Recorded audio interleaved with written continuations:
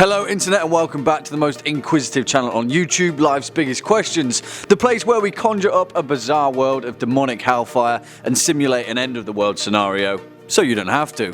What's going on guys? As per usual, I'll be your disembodied floating voice Jack Finch as we peer into the fiery depths below, make a few pacts with all the right lesser demons before we finally get an audience with the big guy's secretary and stubbornly ask the question, what if Baal was real? Roll the clip.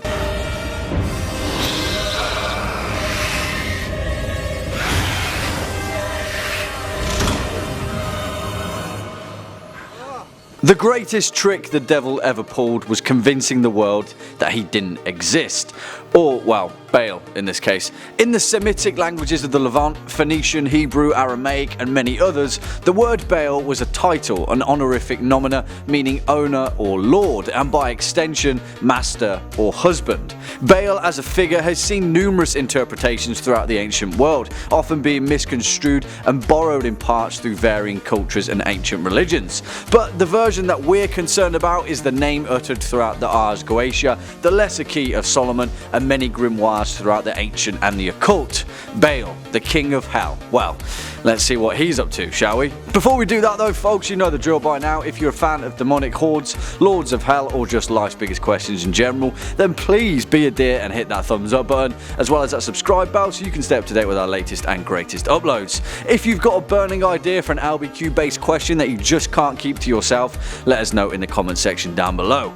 On with the show. Now, we have to preface this question with the acceptance that if Baal is real, then all of the demonic hordes crammed into the Judeo-Christian hell are also real, which is where things start to get spicy.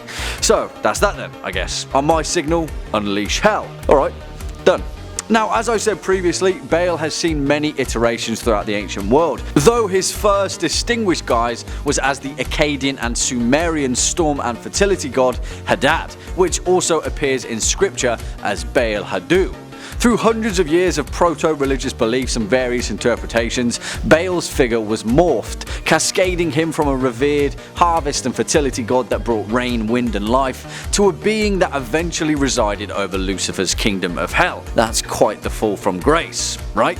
Almost parallels a similar story that we know. In actual fact, Baal is pretty frail as far as demons go. In ancient religions of the Levant, he was depicted as a great horned man, even a bull. In demonology though, Baal is portrayed as a frail man, often appearing in the forms of a cat, a toad or combinations thereof. According to some texts, he possesses the power to make people wise beyond comprehension. He speaks hoarsely and slowly and carries ashes in his pocket, a symbol of his demonic dominion that he offers freely to those that would follow him. And, well, that's where we get to the real action. In Christian demonology, Baal is ranked as the first principal king of hell, and he who presides over the East. The East of what, you may ask? Well, hell if I know, but if we know one thing about demons in modern fiction, they're pretty keen on invading and maintaining dominion over humanity, though it doesn't ever really factor in what direction they're coming from, so that's useful to know, I guess. In the lesser key of Solomon, Baal is a Grand Duke of Hell who affords 66 legions of demons under his command. Just as a note on the Roman military measure of equating 1 legion to 5,000 troops, that's 330,000 demonic warriors. Now I think we're all agreed that's pretty terrifying.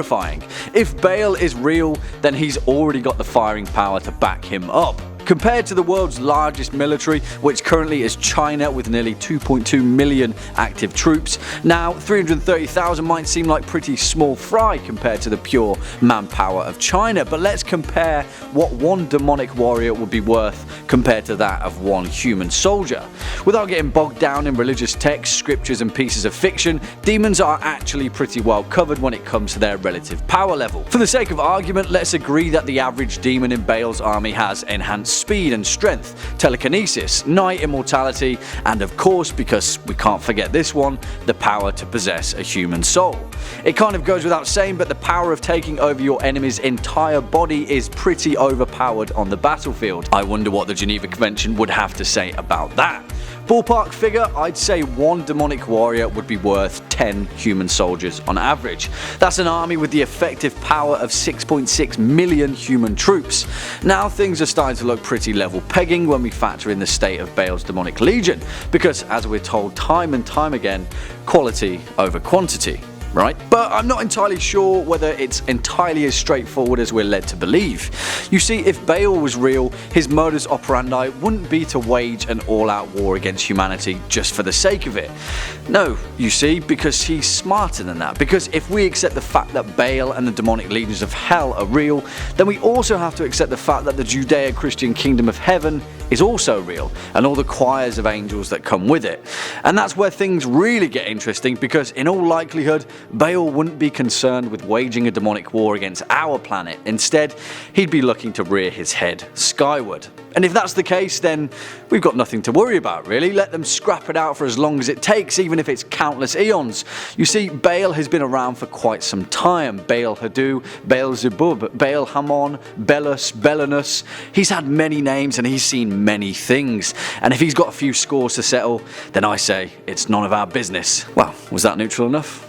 That'll do. Unfortunately, folks, that's all we've got time for in today's video. Cheers for sticking around all the way to the end. If you're a fan of this video or just LBQ in general, hit that thumbs up button, ding that subscribe bell, and show us some love in the comment section down below.